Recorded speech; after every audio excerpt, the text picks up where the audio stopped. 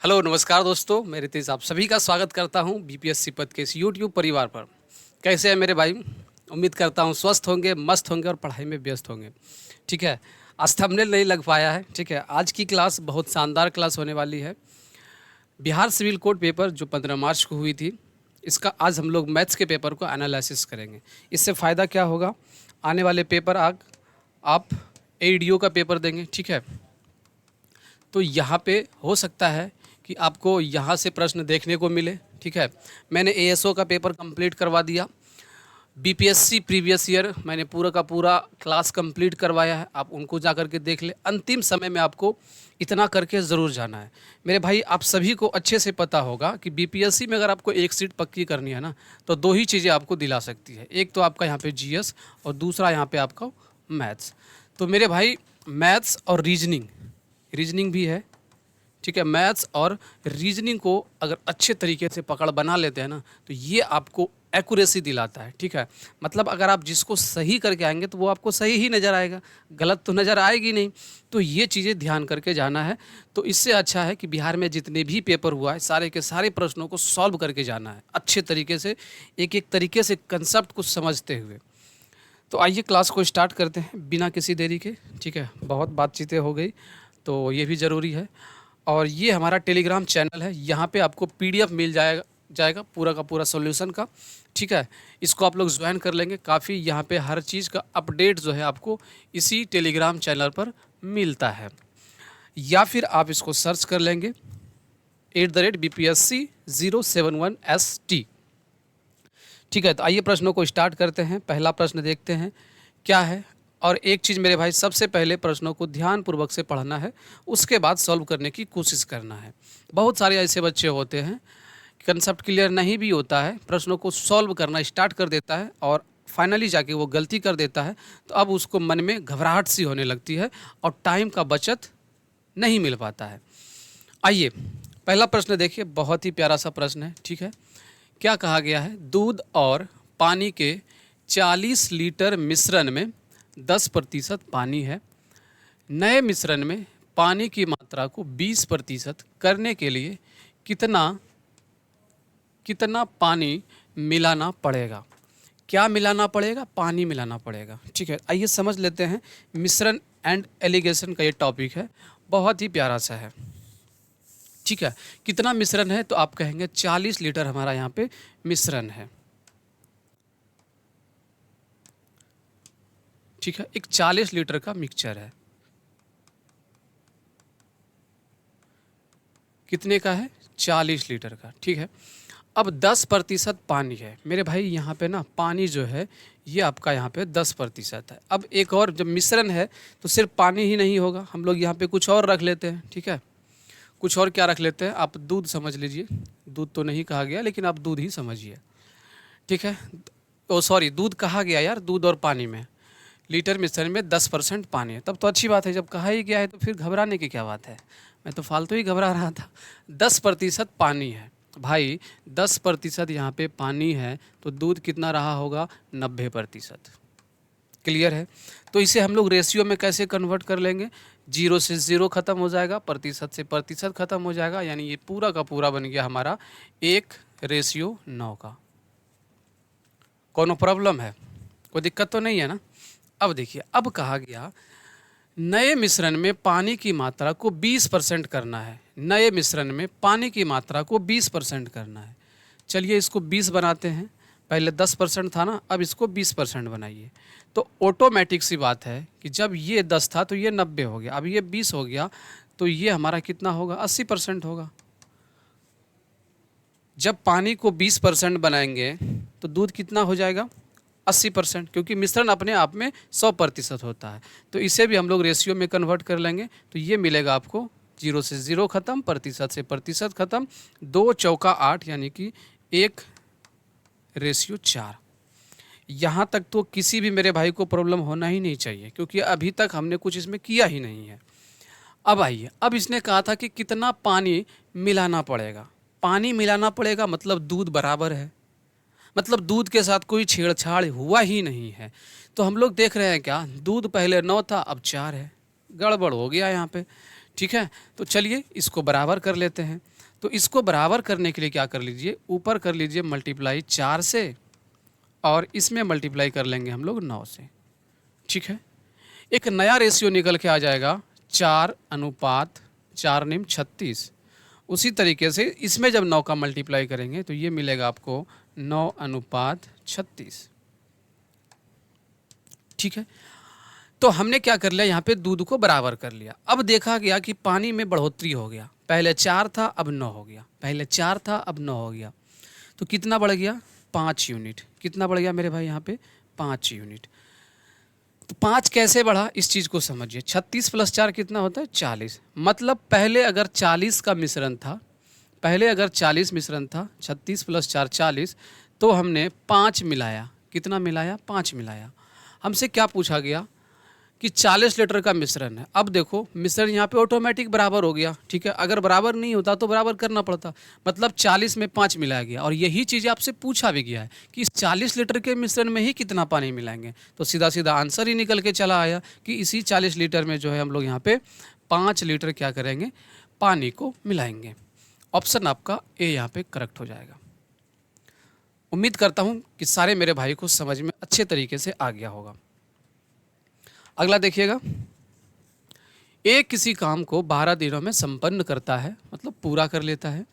B की कार्य क्षमता ए की अपेक्षा 60% अधिक है, तो उस काम को बी कितने दिनों में संपन्न करेगा। यहाँ पे पूछा गया है बी के बारे में, तो समझिए यहाँ पे ए किसी काम को 12 दिनों में संपन्न करता है। मेरे भाई ए जो है किसी काम को 12 दिनों में कंप्लीट कर लेता है। बी की जो कार्य क्षमता है ना, ए की अपेक्षा 60% अधिक है। यहाँ पे अनुपात दिया गया है ए अनुपात बी का। क्या कहा गया है, यहाँ पे ये बातें कही गई कि जो ए की अपेक्षा है 60% अधिक है। कुछ बच्चा कहेगा हमने ए को मान लिया 100, तो बी की कार्यक्षमता 60% अधिक है, तो ये हमारा हो जाएगा 160। क्लियर है, तो इसे भी हम लोग क्या कर लेंगे, रेशियो में कन्वर्ट कर लेंगे। ये 0 से 0 खत्म हो जाएगा, 5 दूनी 10 और 8 दूनी 16, ये भी खत्म हो गया। ए की क्षमता आ गया, बी की क्षमता आ गया। अब सभी को पता होगा कि जब क्षमता आ गया, क्षमता क्या होता है, एक दिन का काम होता है। मतलब यहाँ पे क्या है कि ए जो है एक दिन में 5 यूनिट काम कर रहा है और बी जो है एक दिन में हमारा यहाँ पे कितना कर रहा है, 8 यूनिट काम कर रहा है। लेकिन एक बात तो कही गई थी कि बी जो है 12 दिनों में काम को ख़त्म कर दे रहा है। तो मेरे भाई टोटल वर्क हम लोग यहाँ से निकाल लेंगे। टोटल वर्क, कुल कार्य कितना हो जाएगा, ए एक दिन में 5 कर रहा है और 12 दिनों में कंप्लीट कर रहा है। तो इसका क्या मतलब है, जब 5 एक दिन में कर रहा है तो 12 दिन में कितना करेगा, तो 12 पंच 60, यही निकल के आ गया 60 काम। ठीक है, पूछा गया उस काम को बी कितने दिनों में करेंगे। आपसे पूछा गया उस काम को बी कितने दिनों में करेंगे। ये कलर नहीं दिखेगी, यही सही है। बी कितने दिनों में करेंगे, तो बी तो टोटल काम कितना है 60, बी की क्षमता क्या है, बी की क्षमता यहाँ पे 8, तो 8 से डिवाइड कर लेंगे। ठीक है, यहाँ से काट पीट करते हैं, ये देखेंगे 15 चौका 60 होता है और 2 चौका 8, 15/2 दिन, यही यहाँ पे इसका सही आंसर हो जाएगा। 15/2 दिन पूर्णांक में है तो पूर्णांक में कर लेंगे। ठीक है, पूर्णांक में कैसे बदलते हैं आप सभी को पता होगा। देखो ऐसे समझ लो, 2 से भाग देंगे 15 में। ठीक है, तो 2 सती हमारा यहाँ पे 14 हो जाएगा। क्या बचेगा, 1, ये खत्म। तो जिससे जो भागफल होता है ना पूरी तरीके से कट जाता है। ठीक है, जो शेष होता है ये हमारा रिमाइंडर, ये हमारा ऊपर रहता है। इसे हम लोग लिखेंगे 2 पूर्णांक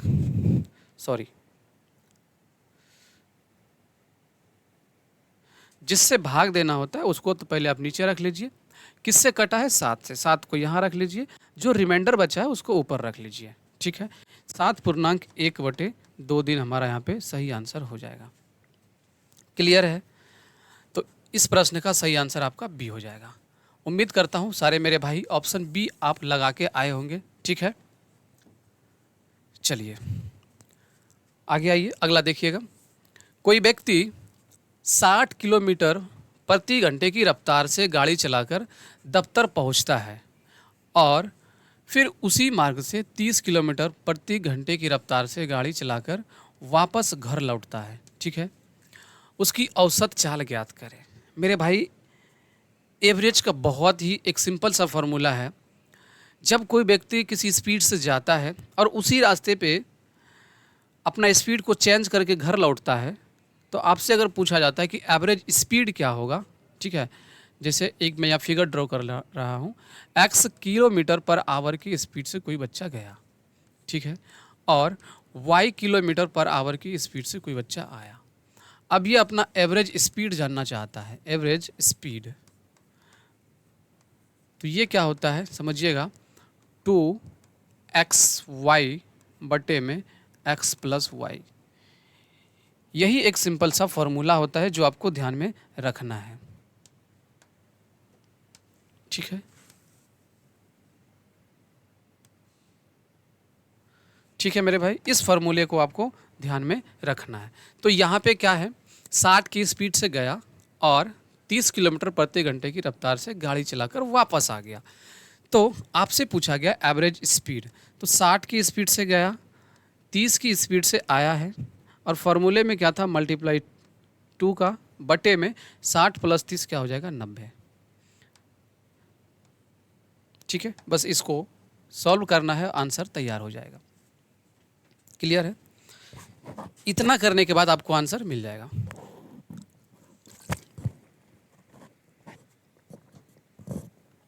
चले आगे। अब देखिए, ये 0 से 0 ख़त्म हो गया, 3 से 9 ख़त्म हो गया आपका, यहाँ पे 3 से 60 चला गया 2 बार में, 2 दूनी 4 बचा 10, 40 किलोमीटर पर आवर जो है इनका यहाँ पे राइट आंसर हो जाएगा। 40 किलोमीटर प्रति घंटा, ऑप्शन सी जो है आपका यहाँ पे करेक्ट आंसर हो जाएगा, ऑप्शन सी। क्लियर है ना? सब सही है, बलर वलर नहीं हो रही है ना? ठीक है। हाँ, अगला देखेंगे।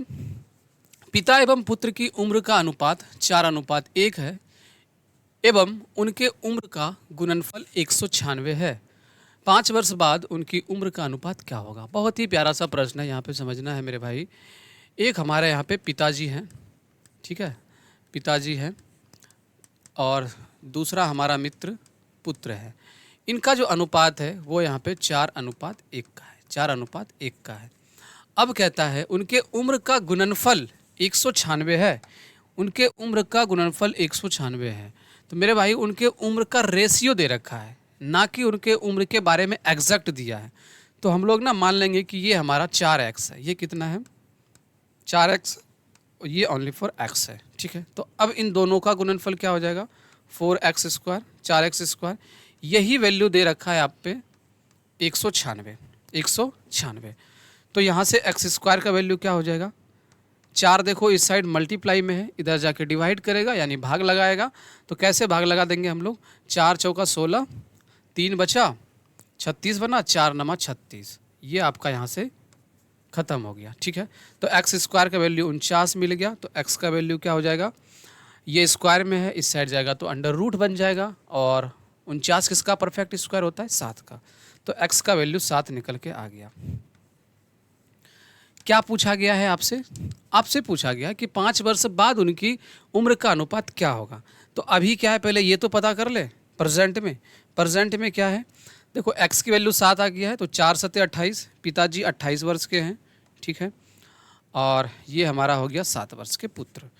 अब से 5 वर्ष बाद उनकी उम्र का अनुपात, 5 वर्षों के बाद, ठीक है मेरे भाई, 5 वर्ष के बाद तो क्या कर लेंगे, वर्तमान में से जोड़ लेंगे। तो 28 में 5 जोड़ेंगे तो क्या हो जाएगा हमारा यहाँ पे 33 अनुपात 7 में से 5 जोड़ेंगे, ये हमारा हो जाएगा 12। रेशियो क्या कहता है कि बिल्कुल छोटा कर दीजिए, ठीक है। तो बिल्कुल छोटा कर लेते हैं, 3 से डिवाइड लगाएंगे ये आपको 11 मिलेगा, 3 से डिवाइड लगाएंगे ये आपको 4 मिलेगा, 11:4 सही आंसर हो जाएगा।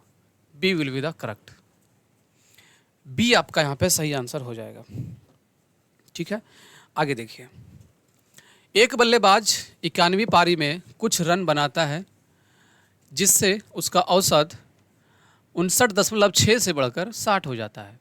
बल्लेबाज द्वारा 91वीं पारी में बनाई गई रन संख्या कितनी है। देखो मेरे भाई, एवरेज में ना ऐसे प्रश्नों के कई सारे ट्रिक पड़े होंगे, लेकिन एग्जाम में क्या होता है, बच्चों को ट्रिक व्रिक याद नहीं रहता है। इसलिए मैं बार बार कहता हूँ कि कंसेप्ट के ऊपर ध्यान दो। कंसेप्ट क्लियर है तो रिजल्ट क्लियर है। तो यहाँ पे समझना है। देखिए, 91वीं पारी में कुछ रन बनाता है जिससे कि उसका औसत 59.6 से बढ़ के 60 हो जाता है। मतलब 91वीं से पहले क्या खेलता होगा, 50वीं रन। इसमें क्या एवरेज बनाया होगा।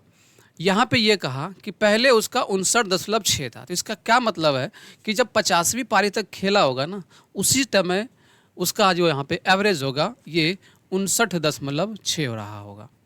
जब वह 91वीं पारी खेलना स्टार्ट कर लेता है तो इनका एवरेज बढ़कर 60 हो जाता है। यही बातें कही गई है। जो कही गई है बस मैंने यहाँ पे उतना ही लिखा है, इससे ज़्यादा मैंने अपने मन से कुछ भी नहीं लिखा है। यहाँ पे कहा गया कि 91वीं पारी में कुछ रन बनाता है जिससे उसका औसत स्कोर 59.6 से बढ़कर 60 हो जाता है। तो आपको बताना है कि 91वीं पारी में बनाए गए रन की संख्या कितनी है। तो अब देख लेते हैं कितना बढ़ा है। तो आप कहेंगे कितना बढ़ा है, 59.6 है ना, से बढ़कर 60 हो जाता है। 0.4 इतना ही तो बढ़ा है, यानी इसमें से हमने घटा दिया। और पारी में कितना बढ़ा है, पारी में 1। ऐसे ही बनाना है आपको। पारी में कितना बढ़ा है, 1। अब देखो मेरे भाई, एक कंसेप्ट बताता हूँ।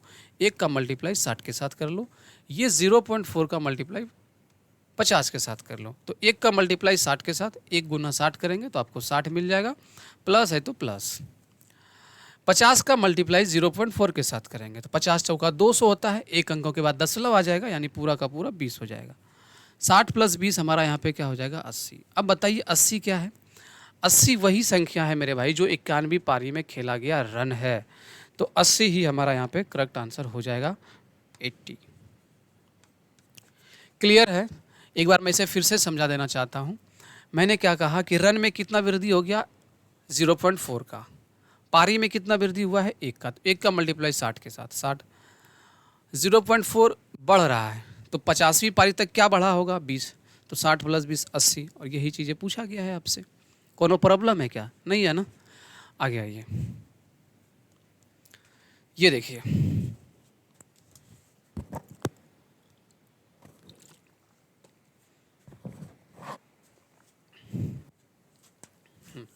एक परीक्षा में एक विद्यार्थी को पास करने के लिए अधिकतम अंक का 33% प्राप्त करने हैं, ठीक है। और आपको पता है ना, इंग्लिश और हिंदी लैंग्वेजेस में भी निगेटिव मार्क्स है, तो उसको भी ध्यान रखना है, ठीक है। उसको भी टाइम देते रहना है। तो 33% प्राप्त करने हैं। उसने 125 अंक प्राप्त किए एवं 40 अंक से असफल हो गया। मतलब बच्चा को अगर 40 अंक अगर मिल गया होता तो ये सफल हो जाता। तो परीक्षा का अधिकतम अंक क्या है। बहुत ही प्यारा सा प्रश्न है परसेंटेज का, ठीक है। परसेंटेज में एक टॉपिक होता है एग्जामिनेशन, वहाँ से ये प्रश्न पूछा गया है।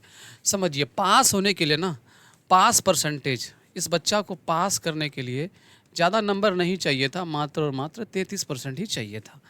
लेकिन बच्चा जो है यहाँ पे 125 नंबर ला लेता है। कहता है कि अगर 40 नंबर बाबूजी और मिल जाता ना तो हम पास कर जाते, मतलब 33% के बराबर हो जाते। तो वही कहानी है, 40 से बच्चा वो फेल हो रहा था। हमने कहा बच्चे को फेल नहीं होने देना है, इसको ना +40 कर दीजिए तो बच्चा यहाँ पे पास हो जाएगा। और पास प्रतिशत के लिए क्या हो जाएगा यहाँ पे 33%। यही बातें को देखो, इतनी लंबी चौड़ी लैंग्वेज में लिखी गई है। 33% चाहिए था उसे पास होने के लिए, लेकिन वो लाया कितना, 125। 40 अंकों से फेल हो रहा था। हमने कहा 40 जोड़ दो, पास हो जाएगा। ये पास हो गया और ये पास परसेंटेज हो गया। तो अब निकाल लीजिए 100%। 100% यानी कि कुल अंक निकल के चला आएगा, ठीक है। इन दोनों को जोड़ेंगे, हमारा यहाँ पे कितना हो जाएगा, 165 हो जाएगा। 165 बट्टे में 33 और मल्टीप्लाई 100। बस इसी को तो सॉल्व आउट करना है और आंसर तैयार हो जाएगा। 33 पंचे मेरे भाई 165 होता है। 5 गुने में 100 करेंगे तो ये आपको यहाँ पे 500 मिल जाएगा। और यही 500 क्या है, यहाँ पे इनका टोटल मार्क्स है, अधिकतम संख्या। तो इस प्रश्न का राइट आंसर क्या हो जाएगा, 500। A will be the correct answer. पहला ऑप्शन आपका यहाँ पे सही हो जाएगा, ठीक है। चले आगे, आगे आइए। अगला देखिए, यहाँ पे 12,500 रुपये की कोई धनराशि 4 वर्षों के साधारण ब्याज पर 15,500 हो जाती है, ब्याज दर बताना है। मेरे भाई, मेरे साथी, आप सभी को पता होगा सिंपल इंटरेस्ट का ना एक सिंपल सा फॉर्मूला है। सिंपल इंटरेस्ट का एक सिंपल सा फॉर्मूला है, मूलधन गुना दर गुना समय बटे में 100। ठीक है, यही हमारा एक यहाँ पे सिंपल इंटरेस्ट का सिंपल सा फॉर्मूला है। अब यहाँ पे क्या कहा गया है कि 12,500 रुपये की धनराशि 15,500 रुपये हो जाती है मतलब अमाउंट, मिश्र धन। तो प्रिंसिपल दे रखा है आपका यहाँ पे 12,500, अमाउंट दे रखा है ये। तो आप एक फॉर्मूले और भी पढ़ रखे होंगे। ठीक है, अमाउंट क्या होता है हमारा यहाँ पे, अमाउंट जो भी मूलधन है उसमें से अगर इंटरेस्ट को ऐड कर देते हैं, सिंपल इंटरेस्ट को, तो ये हमारा अमाउंट मिलता है।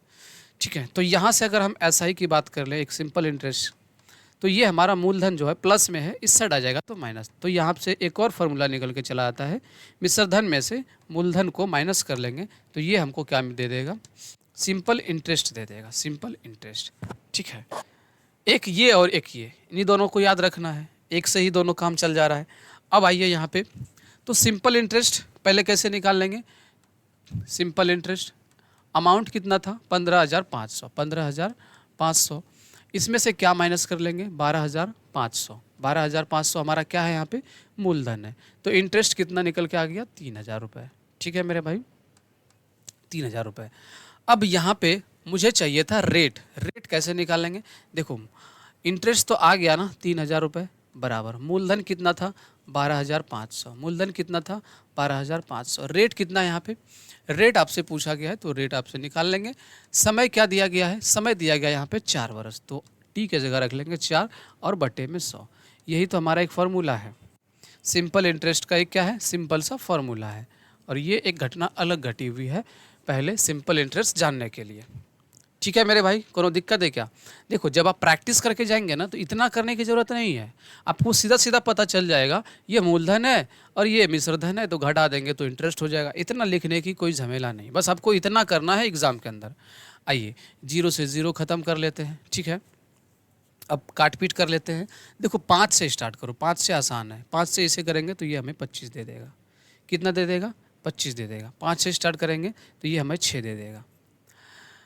फिर देखो ये 25 है, ये 100 है, तो ये मल्टीप्लाई 4 हो जाएगा, मतलब 4 से ख़त्म कर देगा। और ये देखो ये 4 है आपका और ये भी 4 ख़त्म हो जाएगा, मतलब 6 बराबर क्या निकल के आ गया, आर हम कह सकते हैं आर बराबर 6%, आर बराबर 6%। इनका सही आंसर क्या हो जाएगा, D. D will be the correct answer. उम्मीद करता हूँ इतने शानदार तरीके से आप बेहतरीन तरीके से समझ गए होंगे। आगे चले, आगे आइए। ए तथा बी कि वर्तमान आयु का अनुपात 5:6 है, 6 वर्ष बाद यह अनुपात 6:7 हो जाता है, हो जाएगा। 5 वर्ष पूर्व बी की आयु कितनी थी। बहुत ही प्यारा सा प्रश्न है। देखो मेरे भाई, एज से प्रश्न काफ़ी ज़्यादा पूछा जा रहा है। एएसओ का पेपर देख लीजिए, बीपीएससी का प्रश्न देख लीजिए, मतलब बिहार में जो एग्जामिनर है ना, आयोग है, पता नहीं एज से क्या लगा है, एज का प्रश्न बहुत ही डालते हैं। ठीक है, तो एज के टॉपिक को अब अच्छे से देख के जाना है। आइए, ए तथा बी की वर्तमान आयु का अनुपात 5:6 है। देखिए एक भाई हमारा ए है और दूसरा यहाँ पे बी है। प्रेजेंट एज क्या है, प्रेजेंट एज का जो रेशियो है वो हमारा यहाँ पे 5:6 है, कोनो प्रॉब्लम नहीं। अब यहाँ पे ये कहा गया है 6 वर्ष के बाद, 6 वर्ष जो है आफ्टर, 6 वर्ष आफ्टर जो है इस भाई का रेशियो क्या हो जाता है, 6:7 में बदल जाता है, 6:7 में बदल जाता है। तो 5 वर्ष पहले बी की आयु क्या होगी, कितनी रही होगी, यही चीज़ें आपसे पूछी गई है। एगो बात ध्यान में याद रखिएगा मेरे भाई, एज में क्या होता है ना, अगर आप 10 साल के हैं, आपका भाई 12 साल का है, 2 साल का गैप है, तो बुढ़ापे तक ही 2 साल का गैप रहेगा। जब तक जिंदा है दोनों भाई तब तक 2-2 साल का ही गैप रहेगा, तो बदलने वाला तो है नहीं। तो वही कहानी यहाँ पे भी है। तो एज में जो गैप है ना, इन दोनों को बराबर कीजिए। जैसे यहाँ पे देखिए 5 से 6 हुआ है, 6 से 7 हुआ है, तो यहाँ पे कितने का डिफरेंस है, अंतर है 1 का, यहाँ पे भी अंतर 1 का। अब दोनों जगह बराबर ही है तो बराबर करने की ज़रूरत नहीं पड़ा, तो अच्छी बात है, लेकिन कंसेप्ट आपको ध्यान में रहनी चाहिए। तो यहाँ 6 से 7 हो गया, 1 की वृद्धि हो गया। ठीक है, पहला केस था बराबर करना, यहाँ पे ऑलरेडी बराबर है तो मुझे बराबर करने की ज़रूरत नहीं पड़ी, तो 6 से 7 हो गया। अब हम देख रहे हैं उसके वर्ष में कितने गैप है, तो पहले 6 था अब 7, देखो यहाँ पे भी पहले 5 था अब 6, 1 का वृद्धि हो रहा है। मतलब अब यहाँ पे क्या है कि 6 वर्ष के बाद यही 1 यूनिट का वैल्यू दे रखा है 6 वर्ष। क्योंकि ये 6 वर्ष के बाद हुआ है, तो 1 यूनिट का वैल्यू 6 आ गया। तो आपका किससे पूछा गया है? बी का। तो बी का क्या हो जाएगा? बी का रेशियो क्या है? कोई सा भी रेशियो उठा सकते हैं। अगर आप 6 लेते हैं तो 6 यूनिट का वैल्यू क्या हो जाएगा? 6 छीक 36, 6 छीक 36। मतलब मेरे भाई बी जो है यहाँ पे अभी कितने वर्ष का है? 36 वर्ष का है। बी कितने वर्ष का है? 36 वर्ष का है। लेकिन आपसे जानना चाहता है 5 वर्ष पहले कितनी थी? 5 वर्ष पहले, 5 वर्ष पहले। तो 5 माइनस कर लेंगे, 36 में से 5 माइनस हो जाएगा तो 31 वर्ष हो जाएगा। कितना? 31 वर्ष। यही इस प्रश्न का राइट आंसर हो जाएगा। क्लियर है? दूसरी बात क्या, कोई बच्चा क्या है कि गलती से ये बी वाला ऑप्शन उठा लिया। 1 यूनिट का वैल्यू 6 तो ला दिया, तो 7 यूनिट का वैल्यू कितना हो जाएगा? 7 छीक 42, 7 छीक 42। तो 42 जो आया ना बच्चा, ये आया है 6 वर्ष के बाद का रेशियो। 6 यहाँ से माइनस कर लेंगे, 6 यहाँ से माइनस करेंगे तो ये मिलेगा आपको 36, 36 मिलेगा। तो ये 36 कब का आ गया? प्रेजेंट में आ गया। 5 वर्ष आयु पहले, तो फिर से 5 माइनस कर लेंगे, ये आपको 31 मिलेगा।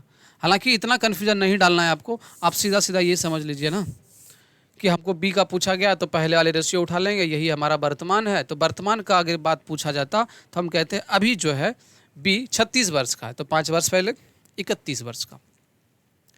कोई प्रॉब्लम नहीं, तो डी यहाँ पे सही आंसर हो जाएगा। आगे आइए। एक राशि को साधारण ब्याज की दर 2% पर 2 वर्ष के लिए निवेश किया गया। यदि यह निवेश 3% अधिक ब्याज की दर पर उतने ही समय के लिए किया जाता है तो 72 रुपये अधिक मिलते हैं। यह राशि कितनी है? ठीक है, बहुत ही प्यारा सा प्रश्न है मेरे भाई, सिंपल इंटरेस्ट का। देखो इसकी बेसिक तो लंबा है, यहाँ पे थोड़ा सा चीज़ें समझना है आपको।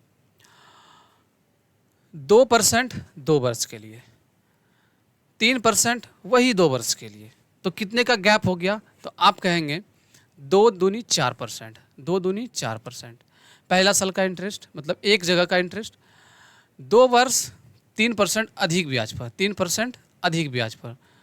ठीक है, अच्छा यह निवेश 3% अधिक ब्याज दर पर होता। सिंपल सी बात है मेरे भाई, जब रेट को ये बढ़ा रहा है, रेट को बढ़ा रहा है 3%, तो पैसा मिल रहा है 72 रुपये। यानी हम सीधा सीधा कह रहे हैं कि इनका जो प्रभाव है ना, अगर रेट 3% बढ़ा रहा है तभी पैसा 72 रुपये अधिक मिल रहा है।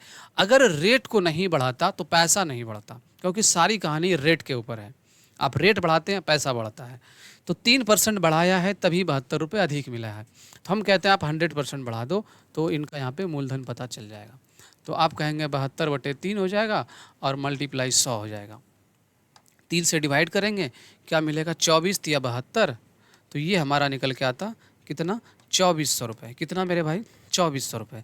लेकिन ये पूरा कहानी हुआ है किसके ऊपर? 2 वर्षों के।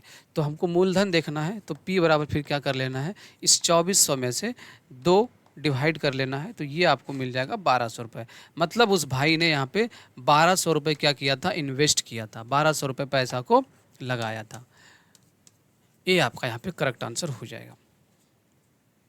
क्लियर है? आगे आइए, देखिए 3200 रुपये को ए, बी और सी में क्रमशः 3, 5, 8 के अनुपात में विभाजित किया जाता है। बी और सी के हिस्सों में कितना अंतर है? बी और सी के हिस्सों में कितना अंतर है? मेरे भाई यहाँ पे समझना है, 3200 रुपये पैसा है, ठीक है, 3200 रुपये पैसा है। ए, बी और सी तीनों भाइयों में बांटना है। कौन कौन है? ए है, बी है और सी है। पहले को मिला है 3 और फिर से मिला है 5 और तीसरे को मिला है 8। इन तीनों अनुपातों में तीनों भाइयों को बांटना है। ठीक है, तो पैसा कितना है? 3200 रुपये। हमारे पास कितना यूनिट है? 5 और 3 8, 8 और 8 16, मतलब 16 यूनिट का वैल्यू दे रखा है हमारे पास 3200 रुपये। कितना मेरे भाई? 3200 रुपये। कोई प्रॉब्लम नहीं। किसके बारे में पूछा गया? बी और सी के हिस्सों में कितना अंतर है? बी माइनस सी पूछा गया है, बी माइनस सी, बी माइनस सी, बी और सी के हिस्सों में कितने का अंतर है? तो बी का रेशियो 5 है और सी का रेशियो 8 है। तो 8 में से 5 3, यानी कि 3 यूनिट की वैल्यू पूछा है। तो क्या हो जाएगा? 16 दूनी 32, तो 3 दूनी 6, यानी 600 रुपये। तो आप ऐसे कर सकते हैं कि 3200 बट्टे में 16 मल्टीप्लाई 2, मल्टीप्लाई 2, तो ये क्या हो जाएगा? 16 दूनी 32, 2 और 2 2 दो दूनी चार, ये आपको मिलेगा 400 रुपये। कितना? 400 रुपये क्या है? बी और सी का अंतर है। क्लियर है? ये 3 कहाँ से आया इस बात को समझिए। मैंने कहा यहाँ पे कहा है बी और सी के हिस्सों का अंतर, तो बी का वैल्यू दे रखा था 5 और सी का वैल्यू दे रखा था 8। इन दोनों का अंतर डिफरेंस क्या है? तो 3। ये नहीं कहिएगा कि -3, भाई अंतर तो 3 ही यूनिट का है ना।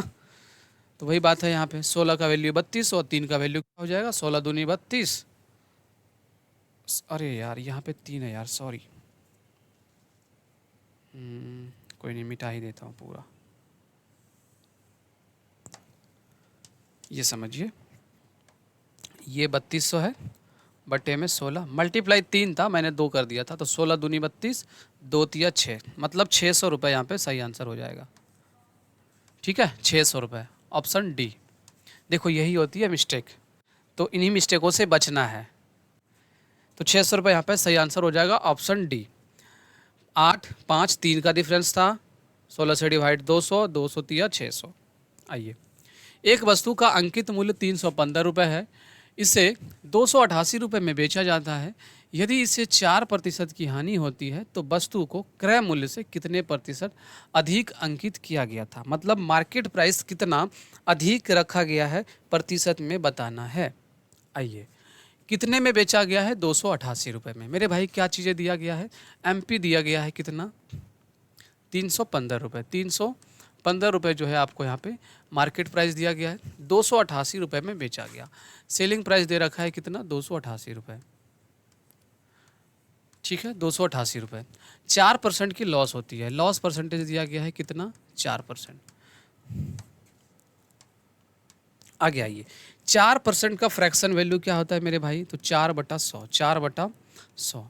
ये 4 से चला जाएगा तो 1/25, 1/25। अब देखो ये हमारा होता है सीपी और ये हो गया है भाई को लॉस। मतलब 25 रुपये की अगर वस्तु थी तो 1 रुपये लॉस हो गया है। तो हम लोग यहाँ से कह सकते हैं, इनका एक रेशियो बना लेते हैं, सीपी और एसपी, क्रय मूल्य और विक्रय मूल्य का रेशियो बना लेते हैं। क्योंकि हमारे पास विक्रय मूल्य दिया गया है तो विक्रय मूल्य का रेशियो चाहिए था। अब देखिए 4% का लॉस हुआ था, फ्रैक्शन वैल्यू देखा 1/25, मतलब 25 रुपये का चीज़ जो है 1 रुपये लॉस में बेचा गया। मतलब जो 25 रुपये की वस्तु था इसे 24 रुपये में ही बेचा गया। क्लियर है? और 24 की वैल्यू दे रखा है 288, 24 यूनिट की वैल्यू दे रखा है कितना? 288। एसपी कितना आया? 24, और एसपी दे रखा था 288।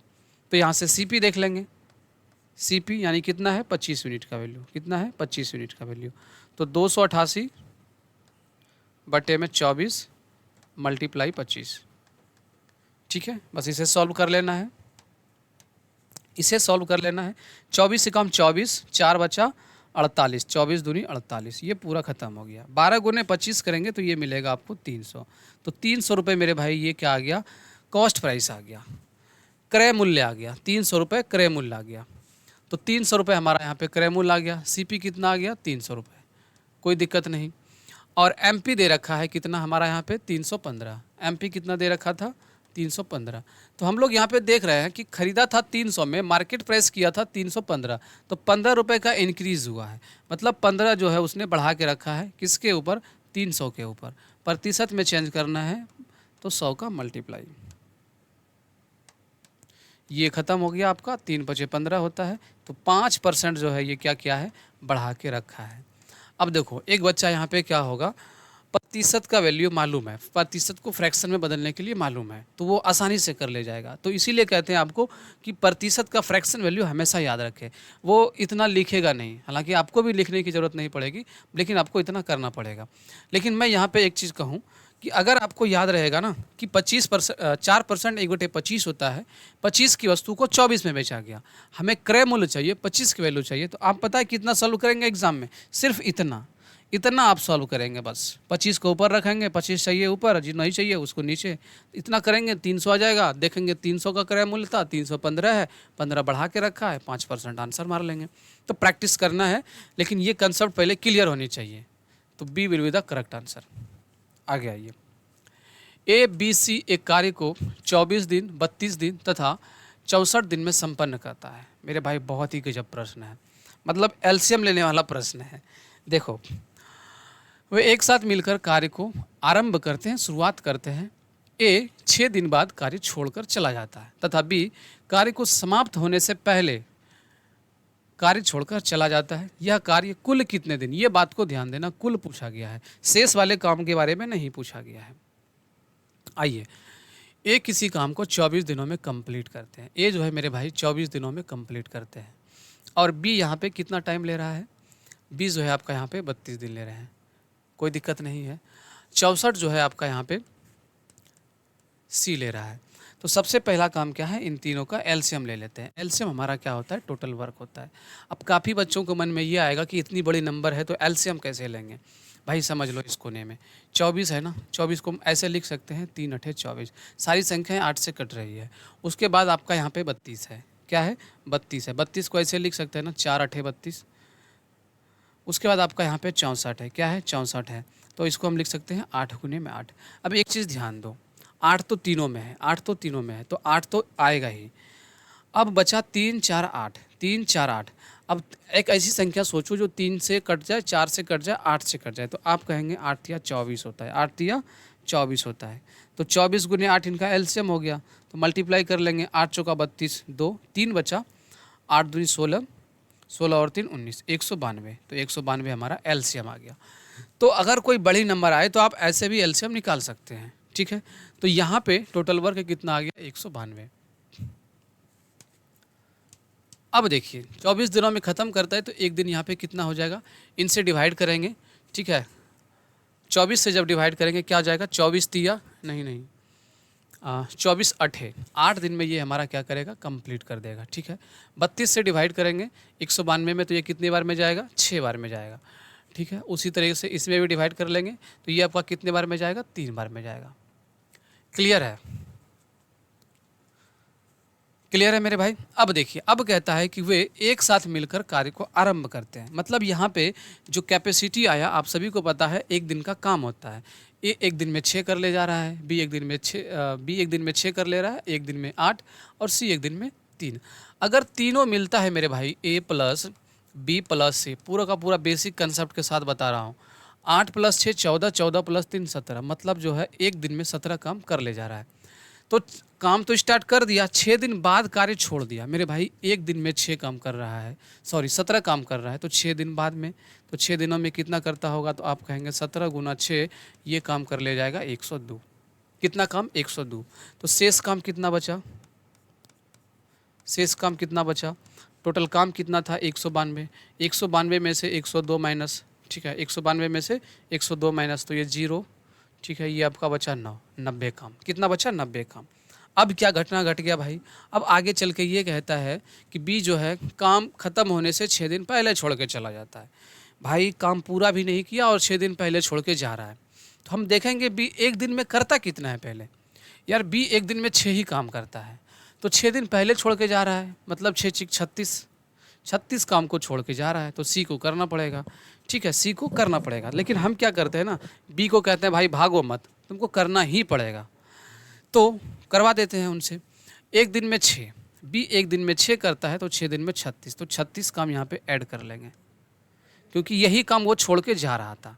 तो ये आपको मिलेगा 6, 9 और 3 12, 126 काम। तो जब अब 126 काम बचा, तो अब कौन कौन करेगा, अब करेगा बी प्लस सी, क्योंकि ए तो पहले ही भाग गया है, बी प्लस सी, बी को आपने ज़बरदस्ती रख लिया। और इस केस में ऐसे ही करना मेरे भाई, तभी आप आसानी से आंसर निकाल पाएंगे, बाकी फंस जाएंगे नहीं तो 126 बटे में बी और सी का अनुपात क्या है, 6 और 3, तो 6 3 9, 9 से डिवाइड करेंगे तो 14 दिनों में कंप्लीट कर देंगे, 14 दिन में। एक बात को समझना मेरे भाई, अगर यही प्रश्न यहाँ पे कुल नहीं दिया होता ना, तो आंसर हमारा 14 दिन होता, लेकिन यहाँ पे कहा गया कि कुल कार्य कितने दिनों में समाप्त हुआ। तो इसी बात को ध्यान में रखते हुए 6 दिन पहले काम हुआ है, ठीक है, 6 दिन हमारा यहाँ पे पहले काम हुआ है, और 14 दिन बचा शेष काम का, 14 दिन बचा शेष काम का, यानी टोटल दिन कितना लग गया हमारा यहाँ पे 20। क्लियर है मेरे भाई, 20 दिन। C will be the correct answer, C हमारा यहाँ पे करेक्ट हो जाएगा, सी जो है आपका यहाँ पे सही आंसर हो जाएगा। आगे चलिए, किसी बटुए से कुल रकम का 1/5वां हिस्सा निकाल लिया गया, शेष का 1/12वां हिस्सा 7 रुपये 40 पैसा है। शुरुआत में बटुए में कुल कितने रुपए थे? बहुत ही प्यारा सा प्रश्न है। यहाँ पे ये कहा गया कोई बटुआ है, बटुआ में कितना पैसा, यही चीज़ें आपसे पूछी गई। तो हम लोग मान लेंगे कि बटुए में इतने पैसे हैं, लेकिन कैसे मानेंगे? ये वाला आप 12 देख रहे हैं ना, और ये वाला 5, इन दोनों से मल्टीप्लाई, कुछ भी संख्या मान लो, 12 पंचे 60 भी मान सकते हैं, 300 मांग सकते हैं, मतलब दोनों से कटने वाला। तो हमने कह दिया कि मान लिया कि उसके बटुए में, माना कि उसके बटुए में 60 रुपये है, माना कि उसके बटुए में 60 रुपये है। अब कहा गया कि 1/5 हिस्सा निकाल लिया। 1/5 जो है हिस्सा मेरे भाई यहाँ पे निकाल लिया, तो कितना बचा? 1/5 कितना होता है? 12 पंचे 60, यानी कि 5 हो जाएगा। क्लियर है? हाँ। तो अब इनके पास बचा कितना? बचा 48। कितना बचा? 48। यही बचा ना। अब कहता है शेष का 1/12वां हिस्सा 7 रुपये 40 पैसा है। शेष का, तो यही शेष है। इनका जो 1/12वां हिस्सा है, इनका 1/12वां, तो इनका 1/12वां कितना हो गया? तो कहेंगे 12 चौका 48, 4 हो गया। कितना हो गया? 4 हो गया। शेष का 1/12वां हिस्सा 7 रुपये 40 पैसा है। मेरे भाई 7 रुपये 40 पैसा कहाँ है? शेष का 1/12वां तो 4 रुपया आ गया ना। कितना आ गया? 4 रुपये आ गया। तो अब हम क्या करेंगे? इस 4 रुपये को कह सकते हैं कि ये 400 पैसा है। 400 पैसा है। इसी 400 पैसा का वैल्यू दे रखा है 7 रुपये 40 पैसा, यानी 740 पैसा। 740 पैसा, 740 पैसा। हमने कितना माना था? 60 रुपये। हमने कितना माना था? 60 रुपये। हम कहेंगे 60 रुपये की वैल्यू, या फिर इसको भी 100 से मल्टीप्लाई कर लेते हैं, ये भी हमारा पैसे में बदल जाएगा। ठीक है, इसका वैल्यू बता दीजिए। तो आप कहेंगे 740 तो ऊपर हो जाएगा, और 400 नीचे, और ये हमारा क्या है? 6 पे 3 जीरो, 6 पे 3 जीरो। ऐसे सवालों को ऐसे ही बनाया जाता है मेरे भाई। ठीक है, ये 0 से 0 ख़त्म हो जाएगा। 4 से देखेंगे, ये आपका यहाँ पे 15 बार में ख़त्म हो जाएगा। अब आपको मल्टीप्लाई करना है 740 का मल्टीप्लाई 15 के साथ, यही करना है ना। आइए 740 का मल्टीप्लाई 15 के साथ कर लेते हैं, कोई दिक्कत नहीं है। 15 का मल्टीप्लाई या तो 74 के साथ कर लीजिए। 15 चौका 60, 15 सती 105, ये 0 11, कितना आ गया? 111 पे 1 0। हमने सिर्फ 74 का किया था, तो 1 0 और हो जाएगा। ठीक है, ये हमारा पैसा हो गया। ये हमारा क्या हो गया? पैसा हो गया। हमको आंसर दिया गया है रुपए में, तो हम कह सकते हैं 100 से डिवाइड लगाएंगे तो ये हमारा 111 रुपये हो जाएगा। ठीक है, सी आपका सही आंसर हो जाएगा। सी जो है आपका यहाँ पे सही आंसर हो जाएगा। क्लियर है? देखो, जब कंसेप्ट क्लियर होगी तो आपको इतना नहीं करना पड़ेगा, आप सीधा सीधा निकाल लेंगे। 12 पंचे 60 है, 60 का 12 रुपये इधर गया, 48 बचा, यानी ये सीधा का सीधा दिया है 4 रुपये का वैल्यू। ये वैल्यू 4 रुपये का दिया है, तो यहाँ से निकाल सकते हैं। हम आसान करने के लिए इसको पैसा में बदल दिए। ठीक है, ये क्या है? हमारा 60 रुपये है। आगे आइए, किसी वस्तु पर विक्रय मूल्य 275 रुपये अंकित किया जाता है। दुकानदार इस अंकित मूल्य पर 5% की छूट देता है। दुकानदार को कुल 4.5% का लाभ होता है। दुकानदार को उस वस्तु के लिए कितना भुगतान करना पड़ेगा? आइए समझते हैं। किसी वस्तु का विक्रय मूल्य 275 रुपये अंकित किया गया है, मतलब यहाँ पे सेलिंग प्राइस दिया गया है मेरे भाई 275 रुपये। दुकानदार इस अंकित मूल्य पर विक्रय मूल्य, अच्छा ये विक्रय मूल्य अंकित किया गया मतलब बेचने के लिए अंकित किया गया है, तो ये हमारा मार्केट प्राइस हो गया ना। दुकानदार इस अंकित मूल्य पर 4% की छूट देता है। कितने का? 5% का छूट देता है। 5% का क्या कर दिया? छूट दिया। दुकानदार को 4.5% का लाभ भी हो जाता है। कोई बात नहीं है, देख लेते हैं हम लोग यहाँ से। 5% का छूट दिया मतलब सेलिंग प्राइस। सेलिंग प्राइस कैसे निकाल लेंगे? देखो 5% का फ्रैक्शन वैल्यू हो गया 1/20, 1/20। ठीक है, छूट दिया है ना, तो ये हमारा हो गया मार्केट प्राइस MP, और ये हो गया हमारा यहाँ पे डिस्काउंट। अब हमको क्या चाहिए? सेलिंग प्राइस चाहिए। सेलिंग प्राइस कैसे निकाल लेंगे? MP कितना है? 275। MP कितना है? 275। 275। आपका MP कितना है? 20 है। ठीक है, तो डिवाइड कर लेंगे किससे? 20 से। और क्या चाहिए आपको, एसपी, यानी 20 की वस्तु को एक घटाकर 19 में बेचा गया है। मतलब यहाँ पे मैं बात कहूँ एसपी का रेशियो 19 हो जाएगा। आपको 19 चाहिए तो 19 का यहाँ पे मल्टीप्लाई। तो सेलिंग प्राइस यहाँ से निकाल लेते हैं, ठीक है। दशमलव में आएगा क्या, बिल्कुल दशमलव में आएगा। 5 से देखिए इसको, 5 से जाएगा आपका 4, 5 पचा 25, बच गया 2, 25, 5 पचा 25, ये भी खत्म हो गया। 19 का मल्टीप्लाई 55 के साथ डिवाइड करना पड़ेगा 4। देखो ये थोड़ा कैलकुलेटिव है लेकिन करना पड़ेगा। 19 पचे 95 और 19 पचे 95, तो 5, 9 और 5 14, 9 1 10, 1045 डिवाइड करना पड़ेगा 4 से। 4 से डिवाइड कर लेते हैं, 4 दूनी 8 मिला, ठीक है, 2 बचा 24, तो 24 तो है ही, 4 6 24, 4 एकम 4, 2 बचा, 4 पंचे 20, 261.5। मतलब पूरा जब सॉल्व करेंगे ये आपको निकल के आया 261 रुपये 50 पैसा, 261 रुपये 50 पैसा। क्लियर है। अब ये आपका आ गया सेलिंग प्राइस। अब बात एक जगह समझिए, यहाँ पे दुकानदार ने 4.5% का लाभ भी लिया है, 4.5% का लाभ भी लिया है। मतलब मेरे भाई यहाँ पे प्रॉफिट परसेंटेज दिया गया है कितना, 4.5%। 4.5% का फ्रैक्शन वैल्यू क्या हो जाएगा, 4.5 बटे में 100, दशमलव आउट करेंगे तो ये भी हमारा जीरो नीचे आ जाएगा। अब इनको सॉल्व कर लेते हैं। 9 पचे 45, 20 पंचे 100, यानी कि ये हमारा हो जाएगा 200, 9 बटे 20। मतलब यहाँ पे अगर मैं बात करूँ सीपी और एसपी की रेशियो, सीपी और एसपी की रेशियो, क्योंकि प्रॉफिट लॉस किस पे होता है, सीपी और सीपी पे ये होता है। तो 200 रुपये की वस्तु, 200 रुपये की वस्तु कितने में बेचा गया, 9 रुपये का प्रॉफिट हुआ है, 209 में, 209 में। अब आपके पास सेलिंग प्राइस भी आ रखा है, सेलिंग प्राइस भी आ रखा है कितना, 261.5, 261.5। और मेरा कितना आ गया, मेरा कितना आ गया, 209। तो 209 बटे में 261.5 कहता है कितना भुगतान करना पड़ा था, मतलब कितने में उसने खरीदा था, सीपी पूछा गया है। तो मल्टीप्लाई 200 के साथ, मल्टीप्लाई 200 के साथ। अब आपको इतना ही सॉल्व करना है, आंसर तैयार हो जाएगा। आइए भाई, कैलकुलेटिव सवाल बस एक ही था, इसको करना ही पड़ेगा। ये दशमलव गया, ये आपका जीरो लग जाएगा। आइए देखते हैं अब हम लोग काट पीट करते हैं, 5 से कटाते हैं, ठीक है। 5 चौका 20, ये ख़त्म हो गया।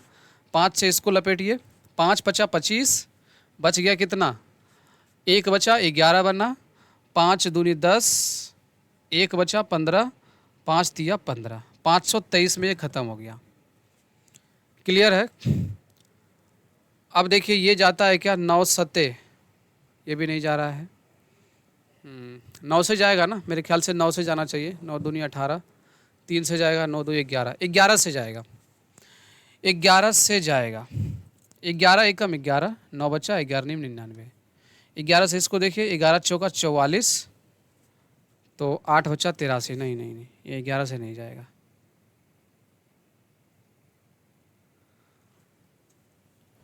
दो 209 कैलकुलेट हमने सही किया ना, 209।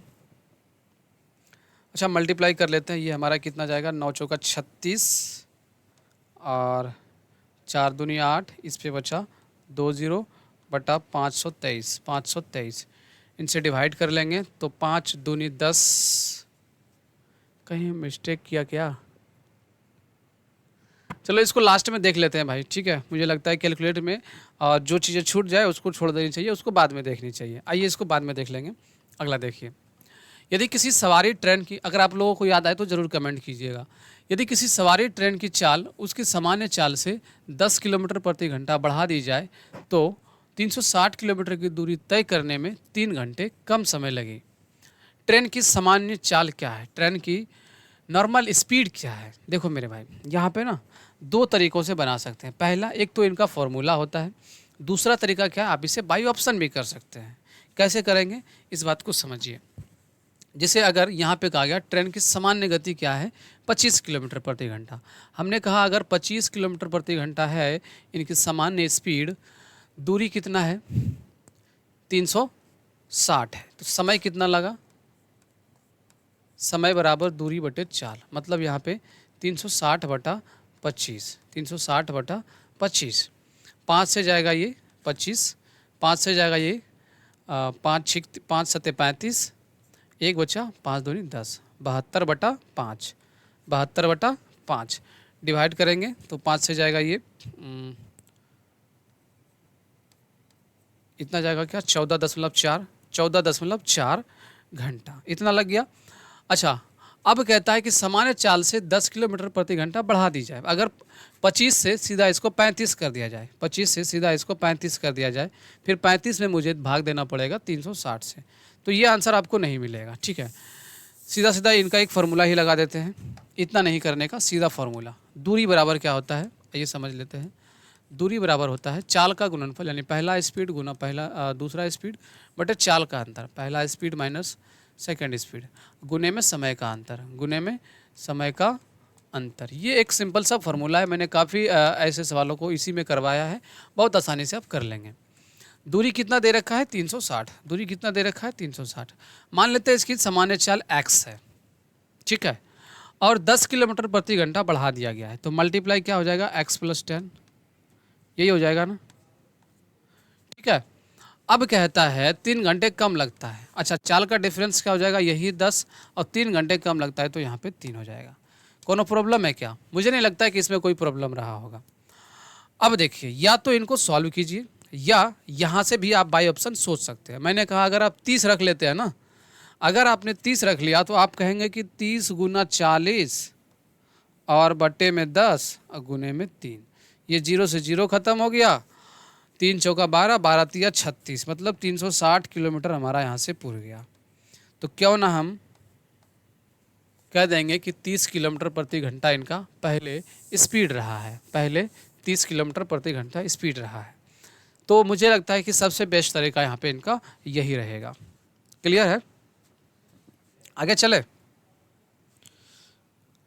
अगला देखिए, किसी कक्षा में 65 छात्र है, इनके बीच 39 रुपये इस प्रकार विभाजित किया जाता है, इस प्रकार बांटा जाता है कि प्रत्येक लड़के को 80 पैसे, प्रत्येक लड़के को 80 पैसे, प्रत्येक लड़की को 30 पैसे मिले। कक्षा में लड़कों की संख्या कितनी है? आइए समझ लेते हैं। कक्षा में ना 65 छात्र है मेरे भाई, यहाँ पे छात्रों की संख्या 65 है। अब 39 रुपये को बांटा गया है, इन्हीं 65 बच्चों के बीच 39 रुपये को बांटा गया है। ठीक है, कोई दिक्कत नहीं, लेकिन 2 केस है यहाँ पे। एक को दिया गया है यहाँ पे 30 पैसा, एक को दिया गया है 30 पैसा और एक को दिया गया है 80 पैसा। इसे हम लोग बनाएंगे शिफ्टिंग मेथड से। शिफ्टिंग मेथड क्या कहता है?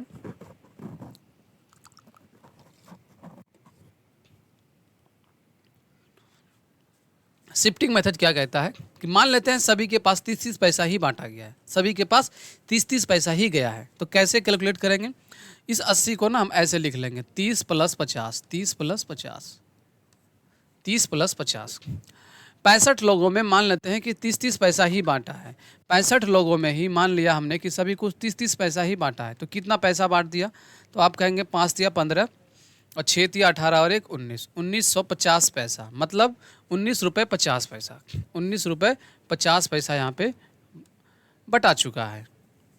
19 रुपये 50 पैसा बटा गया, तो ये आपको मिलेगा 50, बचा यहाँ पे 18 में से 9 चला गया, 9, 2 में से 1 गया, 19 रुपये 50 पैसा बचा, 19 रुपये 50 पैसा बचा। अब ये जो वैल्यू बचा ना मेरे भाई, ये बचा सिर्फ और सिर्फ 50 पैसा वाला। हमने कहा शुरू में कि 30-30 पैसा सभी को पहले दे जाओ, तो आपने कहा कि भाई अभी तो 19.5 रुपये ही घटा है, पैसा था कितना 39, तो बचा फिर से 19.5। अब जो 19.5 है ना, इन 50 में बांटो, 50-50 पैसा में बांटो, मतलब इस 50 का वैल्यू बच गया 19.5। तो 1 यूनिट का वैल्यू क्या हो जाएगा? 19.5 बट्टे में 50 है ना, ये दशमलव आउट हो जाएगा, नीचे से डिवाइड चला जाएगा। इसको डिवाइड करेंगे, 5 तिया 15, 4 बचा, 5 नमा 45, 5 नमा 45, 39 बट्टे में 100। तो ये तो पैसा है, रुपए में बदलने के लिए मल्टीप्लाई 100, मतलब हम कह सकते हैं 39 लोगों के बीच बांटा है, सॉरी। तो ये क्या है? ये हमारा पैसा है, डिवाइड करेंगे तो ये हमारा 39 आएगा। ये जो 39 आया ना, सिर्फ और सिर्फ ये 80 पैसे वाले में बांटा गया है, सिर्फ और सिर्फ 80 पैसा वालों में ही बांटा गया है। मतलब अगर यहाँ पे आपसे पूछा जाता कि 80 पैसा कितने लोगों में बांटा गया तो आप लगाते 39। क्या पूछा गया है? कक्षा में लड़कों की संख्या कितनी है? कक्षों में लड़कों की संख्या कितनी है, मतलब 80 पैसा, सॉरी 39 यहाँ पे है। कक्षा में लड़कों की संख्या कितनी है, कुछ तो गलत है भाई, कक्षा में 65 छात्र तो है ही। यहाँ पे पूछना चाहिए 80 पैसा बांटने वाले, यही चीज़ें पूछा गया होगा। 80 पैसे बांटने वाले कक्षा में लड़कों की संख्या कितनी है, तो यहाँ पे 39 आता। ठीक है, अगर 30 पैसा वाले अगर पूछा जाता 30 पैसा लेने वाले बच्चों की संख्या कितना है, तो हम लोग यहाँ पे 65 में से 39 को माइनस कर लेते हैं। 15 में से 9 चला गया 6, 5 में से 3 चला गया 2, तो 26 आता हमारा यहाँ पे 30 पैसा वाला। अब पता नहीं कुछ मिस्टेक हो गया यहाँ पे, किसका पूछा गया है, तो मैंने पूरा का पूरा कंसेप्ट बता दिया, दोनों तरीके से आप निकाल सकते हैं। आगे आइए। एक एचआर कंपनी 4800 लोगों को नौकरी पर रखती है, जिनमें से 45% पुरुष है और पुरुषों में 60% या तो 25 वर्ष के या उससे बड़े हैं। एचआर कंपनी में ऐसे कितने पुरुष नौकरी पर है जिनकी उम्र 25 वर्ष से कम है? आइए, कुछ नहीं करना, जैसे जैसे कहा गया वैसे वैसे कर लेना है। एचआर कंपनी में जो लोगों की संख्या है, एचआर कंपनी में जो लोगों की संख्या है वो आपका यहाँ पे 4800 है। ठीक है, जिनमें से 45% पुरुष है। मेरे भाई इनका ना 45% पुरुष है, तो हम लोग निकाल लेते हैं 4800 का 45%, 4800 का 45%, या फिर आप सीधा सीधा कह दीजिए कि 45% का फ्रैक्शन वैल्यू क्या हो जाता है, 45/100 तो होगा ही। ठीक है, ये 9 बचे 45 और ये 20 पंचे 100, 9/20। ठीक है, इनका क्या कर लीजिए, 9/20 निकाल दीजिए, 9/20।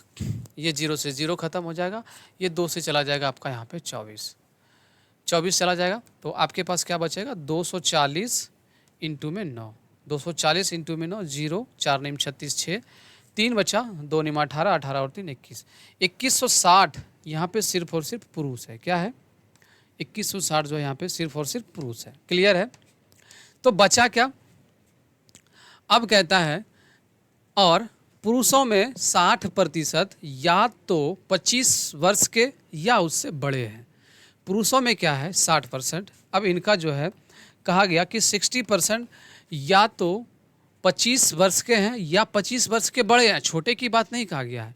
तो मेरे भाई जब 60% 25 वर्ष के हैं और 25 वर्ष के बड़े हैं, आपसे पूछा गया है हमको वो वाला वैल्यू बताइए जिनकी उम्र 25 वर्ष से कम है, तो 60% 25 वर्ष का है और 25 वर्ष का ज़्यादा है, मतलब 40% ही बच्चा होगा जो 25 वर्ष के कम का होगा। हम क्यों ना इसका ही सीधा सीधा 40% ही निकाल दें, इनका यहाँ पे सीधा पुरुषों का 40% निकाल देंगे तो आंसर हो जाएगा। ठीक है, जब हमारे पास पता चल गया कि 2160 हमारे पास पुरुष ही है और 60% ऐसे पुरुष हैं जो 25 वर्ष के हैं, 25 वर्ष से बड़े हैं, हमसे पूछा गया है उनके कम उम्र का, तो 40% निकाल लेंगे, आंसर हो जाएगा।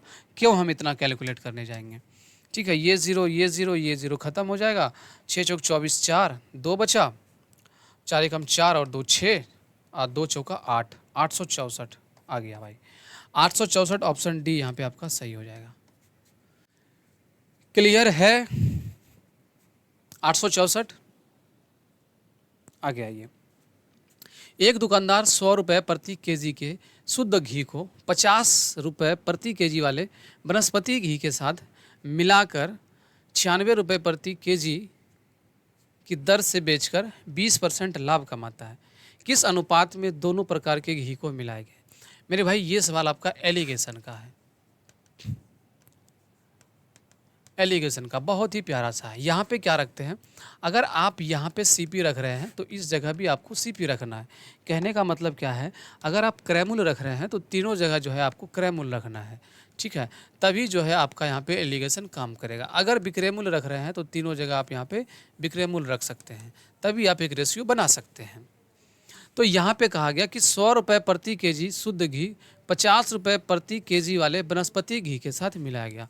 मतलब एक घी जो है आपका यहाँ पे 100 रुपये प्रति केजी का है, दूसरा घी जो है आपका यहाँ पे 50 रुपये प्रति केजी घी का है, लेकिन 96 रुपये प्रति केजी के दर से बेचा है तो 20% लाभ भी कमाता है। मेरे भाई, मेरा बाबू, मेरा बच्चा, मेरा सोना, 20% जो है यहाँ पे फ़ायदा हुआ है, 20% क्या हुआ है, प्रॉफिट हुआ है। 20% का फ्रैक्शन वैल्यू 1/5 होता है। तो यहाँ से सीपी और एसपी का वैल्यू क्या हो जाएगा, आप कहेंगे ₹5 की चीज़ें हैं, एक का फ़ायदा हुआ है, 6 में बेचा गया है। क्लियर है क्या? तो बेचा कितने गया है? 96 में। मतलब 6 यूनिट का वैल्यू दे रखा है 96। तो हम लोग 5 यूनिट का वैल्यू निकाल लेंगे। तो 96/6 गुने में 5, ये आपका 16 से जाएगा, 16 पंचे 80, मतलब ₹80 प्रति केजी यहाँ पे बनेगा इनका क्रय मूल्य। तो इस जगह रख लेंगे हम लोग 80। अब तीनों जगह हमारा क्या निकल के आ गया? ये भी हमारा सीपी है, ये तो हमारा सीपी है ही, हम लोगों ने इसको भी सीपी बना लिया। तो माइनस करेंगे, ये आपको मिलेगा 30, यहाँ से माइनस करेंगे, ये आपको मिलेगा 20। अब इन दोनों को रेशियो बना लेना है, ठीक है। ये 0 से 0 खत्म, मतलब 3:2 में क्या कर दिया गया? मिलाया गया।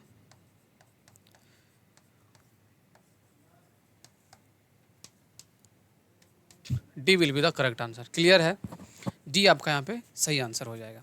आगे आइए।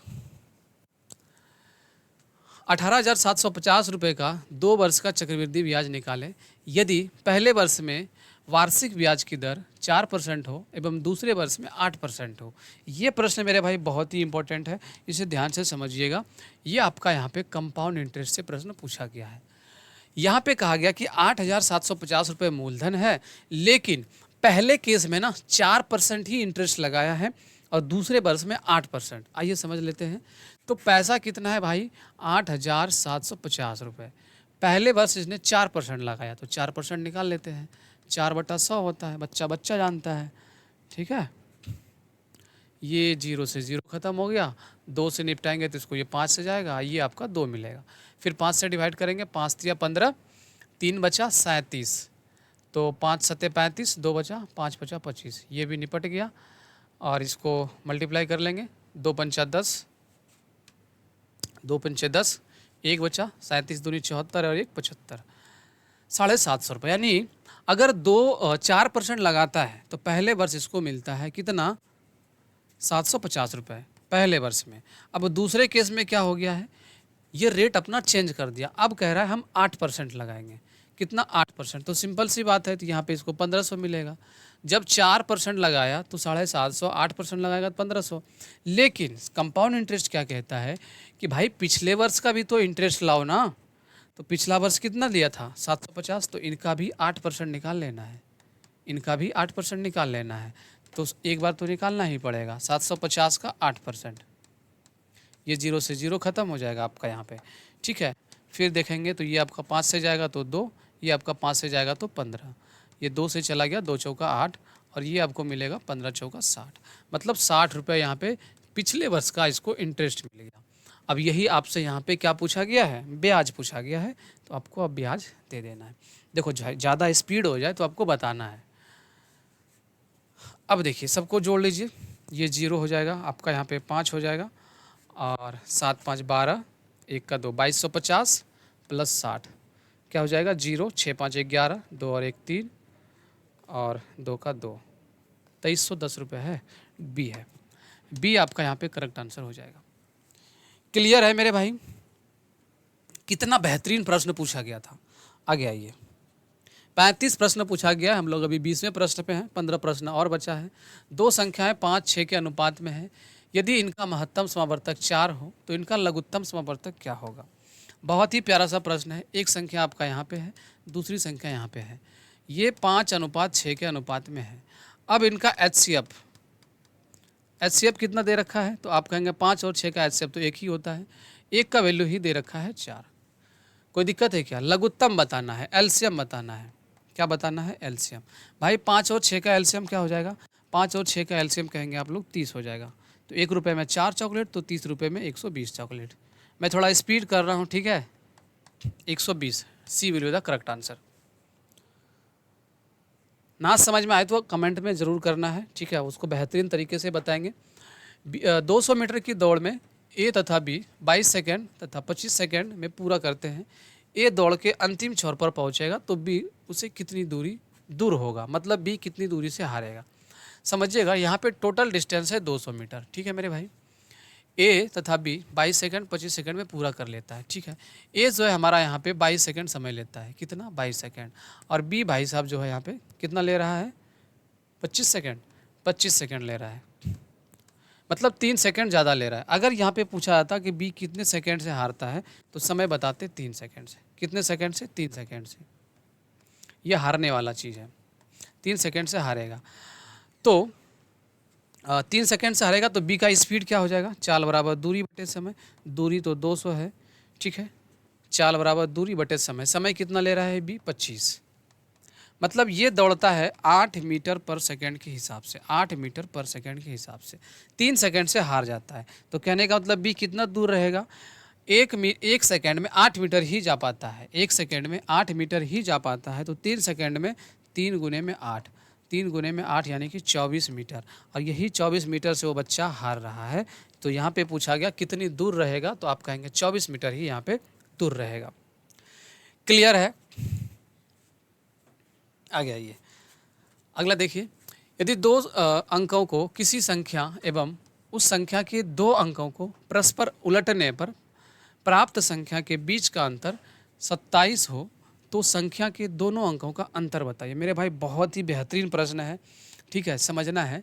यहाँ पे कहा गया कि 2 अंकों की किसी संख्या एवं उस संख्या के दोनों अंकों को परस्पर उलटने पर जो प्राप्त संख्या होगा उसका अंतर 27 है।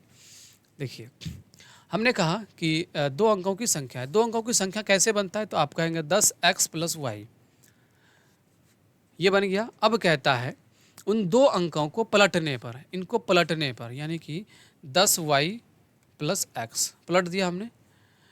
उन दोनों के बीच का अंतर 27 है। इन दोनों के बीच का अंतर 27 है। इन दोनों के बीच का अंतर 27 है। अंतर निकाल लेते हैं, कितना अंतर हो जाएगा। अच्छा, एक बात आप समझिए ना, एक बात आप यहाँ पे समझिए। देखिए, इन दोनों में कितने का अंतर है? 27 है। हम लोग यहाँ पे देख लेते हैं इन दोनों में कितने का अंतर है। तो 10x + y - 10y + x, ठीक है। तो ये हमारा हो जाएगा 10x + y - 10y - x, ठीक है। हाँ, ये हमारा हो जाएगा। अगर 10 कॉमन कर लेते हैं तो x - y बचेगा 9, मतलब 9 से कटने वाली संख्या, 9 से 27, हाँ 3 हो जाएगा इसका आंसर। देखो कैसे हो जाएगा, समझो। 10x में एक x घट गया तो ये आपको मिलेगा 9x।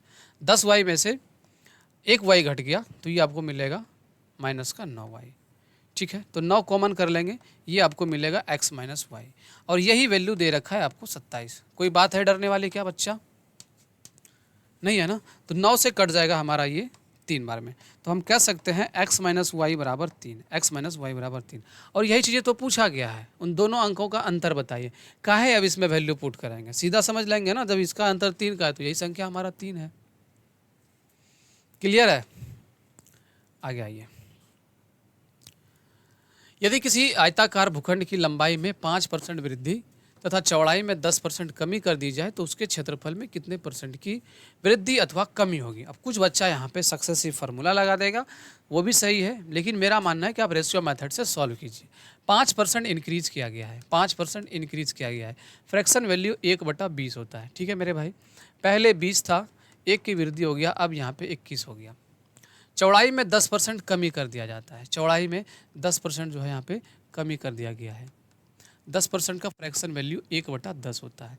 पहले 10 था बच्चा, अब कितना हो गया 9।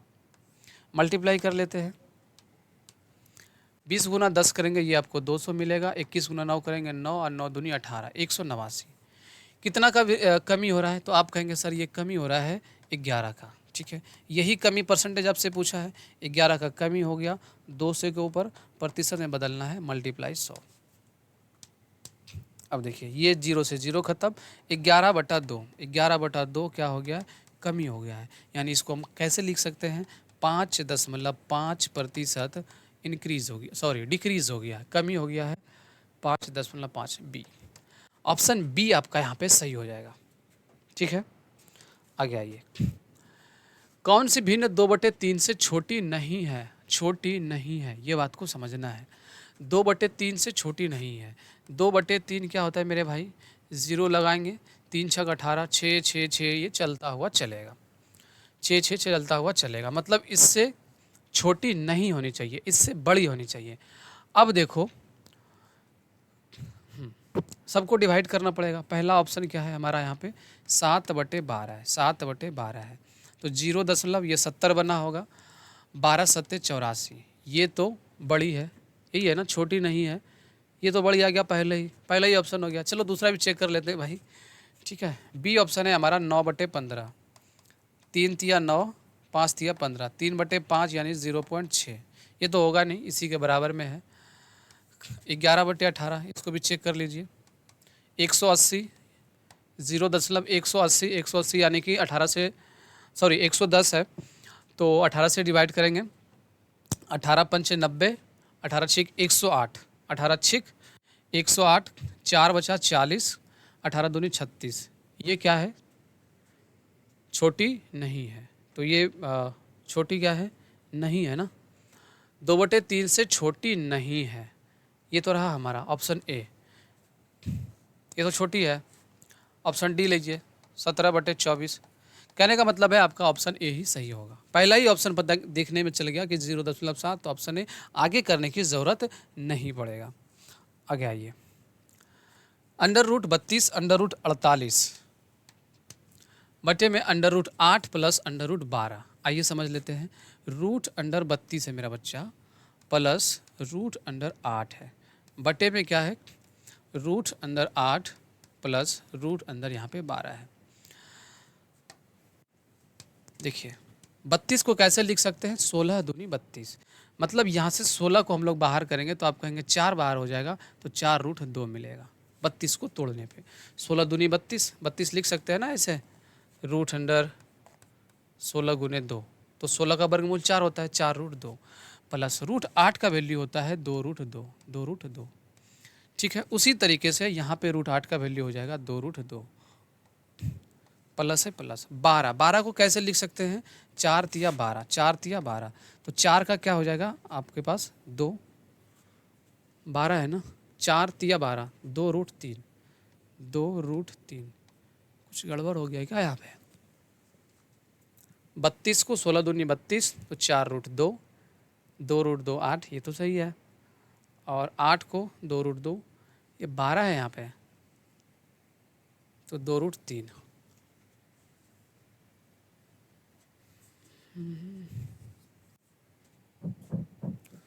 ये देखते हैं फिर, तो ऐसे में तो मुझे लगता है, चलो देखते हैं यहाँ पे क्या कॉमन हो जाएगा। यहाँ पे आपका, अरे यार 48 था, तभी आप क्या है, सॉरी भाई, यहाँ पे √48 था। ठीक है, देखो 32 को कैसे लिख सकते हैं, 16√2, 16√2 यानी कि 4√2, और ये आपका √48 है, यानी कि 16 तिया 48, 16 तिया 48, तो ये आपको क्या मिलेगा, 16 का 4, 4√3, 4√3। ठीक है, उसी तरीके से नीचे में √8 का वैल्यू 2√2, ठीक है, 2√2, और 12 का क्या मिलेगा आपको यहाँ पे, 4 तिया 12, 4 और 3 में तोड़ेंगे तो ये आपको मिलेगा 2√3। अब सही है, यहाँ पे 48 था, हमने सीधा सीधा 8 रख लिया था। ठीक है, ऊपर 4 कॉमन हो जाएगा, ऊपर जब 4 कॉमन हो जाएगा बचेगा √2 प्लस √3, और नीचे आप 2 कॉमन कर लीजिए तो ये बचेगा √2 प्लस √3, √2 प्लस √3। ठीक है मेरे भाई, ये देखिए, ये और ये आपका पूरा कट जाएगा, बचेगा 4/2, यानी आंसर क्या हो जाएगा, 2। ए आपका करेक्ट हो जाएगा, ऑप्शन ए यहाँ पे सही आंसर हो जाएगा। आगे आइए, √0.4 बताना है, √0.4। ये जो है मेरे भाई एक नॉन परफेक्ट नंबर है, तो इसको कैसे करना है इस बात को समझिए। इसको पहले ऐसे समझ लीजिए, इसको दशमलव हटाएंगे, 4/10 हो जाएगा। इसको 4/10 ना समझ करके दोनों तरफ, यानी ऊपर भी मल्टीप्लाई 10 से, नीचे भी मल्टीप्लाई 10 से, तो ये हो जाएगा √40/10, √40/10। अब मैंने एक ट्रिक सिखाया है कि 40 के आसपास एक परफेक्ट नंबर सोचो, परफेक्ट स्क्वायर नंबर सोचो, तो आप कहेंगे ये 36 होता है। क्या होता है, 36 होता है। कितना होता है, 36। क्या हो जाता है हमारा यहाँ पे, 36 होता है। 36 होता है यानी कि 6 मिल गया, 36 होता है यानी पे आपको क्या मिल गया, 6 मिल गया। उसके बाद इसका डबल कर दो, उसके बाद इसका डबल कर दो, 6 दूनी 12, 12 में 40 में क्या करना है, 12 से डिवाइड कर दो, 12 से डिवाइड कर दो, 12 से क्यों किए? क्योंकि ये 6 का मिला था और इसका डबल करना है, 6 दूनी 12। तो 12 तिया 36, 3 जाएगा, 3 बचा 30, तो 12 दूनी 24 और बटे में हमारा यहाँ पे 10 है। ठीक है, बटे में हमारा यहाँ पे क्या है? 10 है। तो ये हमारा होना चाहिए 63.2। अब यहाँ पे क्या है ना, एक ऑलरेडी इसमें भी दशमलव जा रहा था, तो इसका सही आंसर हो जाएगा 0.632, 0.632। क्लियर है? आगे आइए। हाँ, इसका आंसर क्या हो जाएगा? ऑप्शन डी आपका यहाँ पे करेक्ट हो जाएगा। अगला देखिए, 30 मीटर लंबे एवं 16.5 मीटर चौड़े आंगन के फर्श में पत्थर डलवाने के लिए पत्थर के कितने टुकड़े चाहिए यदि पत्थर की माप 2.5 मीटर एवं 2 मीटर हो? तो मेरे भाई, जो आंगन का क्षेत्रफल है वही हमारा यहाँ पे पत्थर का क्षेत्रफल होना चाहिए। मतलब हम यहाँ पे कहें कि पत्थर का क्षेत्रफल, पत्थर का एरिया, ये किसके बराबर होना चाहिए? आंगन के एरिया के बराबर। तो 30 मीटर लंबा है और 16.5 मीटर चौड़ा है। क्या है हमारा? आंगन। आंगन है ना, तो आंगन वाला उस साइड रख लेंगे। और पत्थर की माप क्या है? 2.5 मीटर लंबे है और 2 मीटर हमारा यहाँ पे चौड़ा है। तो 2.5 मीटर लंबा है और चौड़ाई कितना दिया गया है यहाँ पे? 2 मीटर। दोनों मीटर में है, कोई डर नहीं है। आंगन में आ जाइए, 30 मीटर लंबे और 16.5 मीटर चौड़े, डिवाइड करना पड़ेगा। ठीक है, 30 मीटर लंबा है और यहाँ पे 16.5 मीटर चौड़ा है। आइए काट पीट कर लेते हैं। तो आंगन के क्षेत्रफल में पत्थर के क्षेत्रफल से डिवाइड कर लेंगे। ठीक है, देखिए, ये दशमलव जाएगा, नीचे बचेगा 10, ये दशमलव जाएगा, नीचे बचेगा 10, 10 से 10 दोनों तरफ खत्म हो गया। ये 2 से चला गया, ये आपका यहाँ पे 15 बचेगा। ठीक है, 15 बचेगा। 15 से देखेंगे इसको, 3 बचे 15, 5 बचा 25, 5 से गया, 5 से इसको देखेंगे, ये आपको मिलेगा 31, 31 मिलेगा ना, यानी 1 यूनिट का वैल्यू कितना आ गया? 3 एकम 3, 3 तिया 9, 93, 93 आ जा रहा है। 30 मीटर लंबे और 16.5 मीटर चौड़े आंगन, 16.5 मीटर चौड़े आंगन, पत्थर के कितने टुकड़े चाहिए? जो माप है 2.5 मीटर और 2 मीटर, 2.5 मीटर और 2 मीटर। तो हमने कहा कटा के देख लो। चलो इसको ऐसे कर लेते हैं। पहले आंगन का क्षेत्रफल क्या हो जाएगा? 30 मीटर मल्टीप्लाई 16.5 बटे में पत्थर का क्षेत्रफल, पत्थर का क्षेत्रफल कितना है? 2.5 मल्टीप्लाई 2, यही है ना, डिवाइड कर देंगे। कितना पत्थर लगेगा? ठीक है, कितने टुकड़े चाहिए, ये आपको यहाँ से आ जाएगा। दोनों तरफ दशमलव है, ये खत्म हो जाएगा, ये 2 से चला गया, ये आपको यहाँ पे 15 मिलेगा, 3 बचे 15 हो जाता है। ठीक है, 3 बचे 15, सॉरी 5 बचे 25, 5 बचे 25, 5 से इसको देंगे तो ये आपको मिलेगा 3, फिर ये 5 से जाएगा, 5 तिया 15, 5 एकम 5, 31, 31 तिया 93, भाई इसका आंसर 93 हो जाएगा, 93। चलिए आगे देखते हैं। बी ए से 3 वर्ष बड़ा है, सी से 3 वर्ष छोटा है।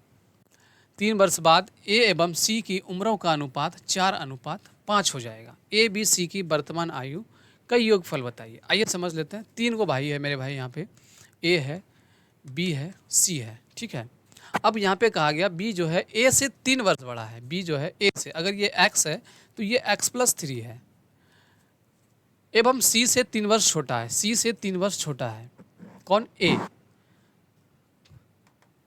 ए बी से 3 वर्ष बड़ा है, सॉरी बी ए से 3 वर्ष बड़ा है, बी ए से 3 वर्ष बड़ा है, एवं सी से 3 वर्ष छोटा है। इससे 3 वर्ष छोटा है सी से, कहने का मतलब है ये x+6 हो जाएगा, क्योंकि 3 वर्ष क्या है, ये बड़ा है। अब आइए तीनों का सम देख लेते हैं। ये आपका मिलेगा 2x, 6 + 3 9। इन्हीं का वैल्यू दे रखा है, कितना दिया है क्या? ए एवं सी के उम्रों का अनुपात 4:5 है। ए एवं सी के उम्र का अनुपात जो है यहाँ पे 4:5 है। 3 वर्ष बाद ए एवं सी की उम्र का अनुपात 4:5 है। ठीक है, बाई ऑप्शन कर लेते हैं, कोई बड़ी बात नहीं है। देखिए ए प्लस बी प्लस सी तीनों का योग क्या है आपका? 48। अगर पहला ऑप्शन उठाते हैं, पहला हमारा 48 है। ठीक है, पहला हमारा क्या है? 48 है। तो तीनों का सम यहाँ पे क्या मिला था? 2x+9, 2x+9। अगर हमने यहाँ पे 48 उठाया तो 2x का वैल्यू क्या हो जाएगा, 18 में से 9 चला गया 9, ये 39। ये पूरी तरीके से कटेगा नहीं तो इसको हम लोग रखेंगे भी नहीं। अगला आइए कि इसको मानते हैं 84। दूसरा ऑप्शन लीजिए 84, तीनों का सम क्या है 84। 84 माइनस करेंगे तो 2x वैल्यू क्या हो जाएगा, 14 में से 9 चला गया 5, ये भी पूरी तरीके से नहीं कटेगा तो इसको भी नहीं रखेंगे। 56 देख लीजिए, 16 में से 9 चला गया 7, ये भी नहीं जाएगा। 72 देख लीजिए, 72, 12 में से 9 चला गया 3, ये बचा 63।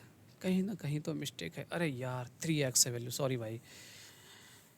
ये आपका यहाँ पे 3x है प्लस 9 बराबर, अगर हमने यहाँ पे 48 रखा पहला ऑप्शन, 18 में से 9 चला गया 9, ये आपको मिलेगा 39, यानी 3x वैल्यू। तो x की वैल्यू क्या मिलेगा आपको 13। अगर ये हमारा 13 है, ठीक है, तो ये हमारा 13 3 कितना हो जाएगा 16, और ये 13 6 19।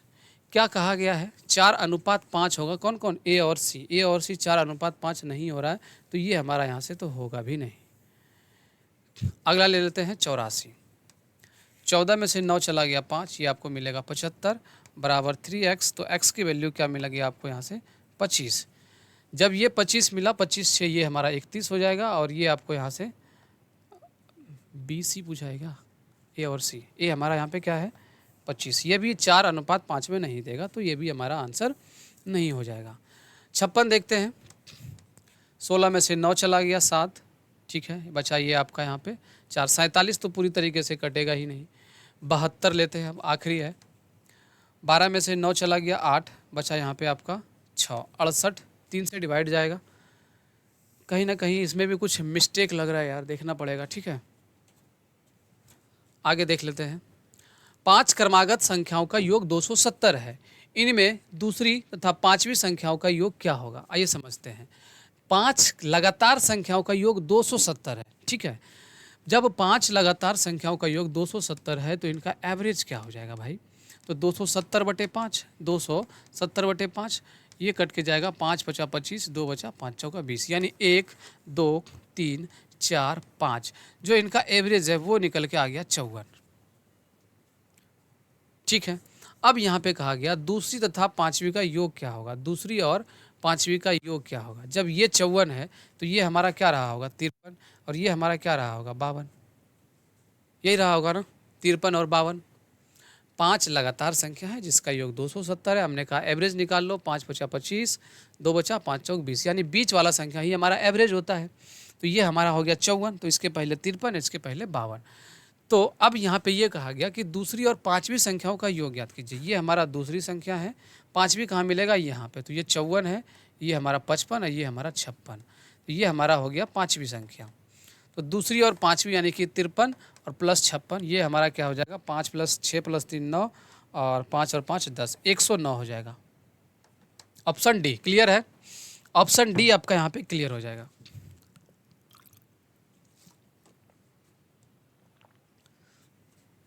ए तथा बी का अनुपात 4:5 है, उनके वर्गों का अंतर 81 है।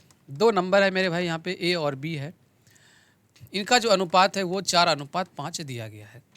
अब कहता है इनके वर्गों का अंतर 81 है।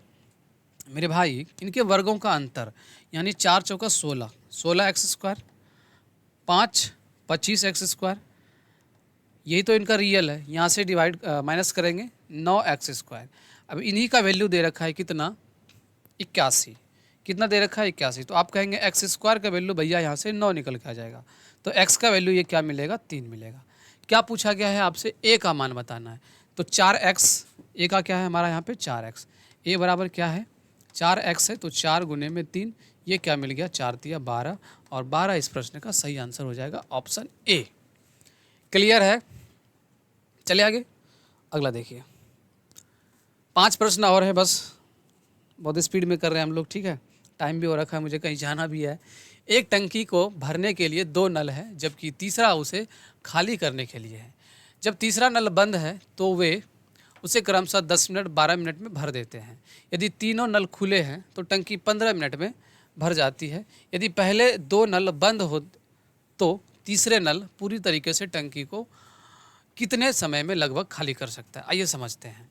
यहाँ पे ना 3 नल है, ठीक है। 2 नल क्या है यहाँ पे भरने वाला है, जिससे ए हमने कहा कि ये जो है 10 मिनट में भर रहा है और बी जो है यहाँ पे आपका 12 मिनट में भर रहा है और सी क्या कर रहा है यहाँ पे, सी जो है भर जाता है। कहीं जाना था अभी यार, ठीक है।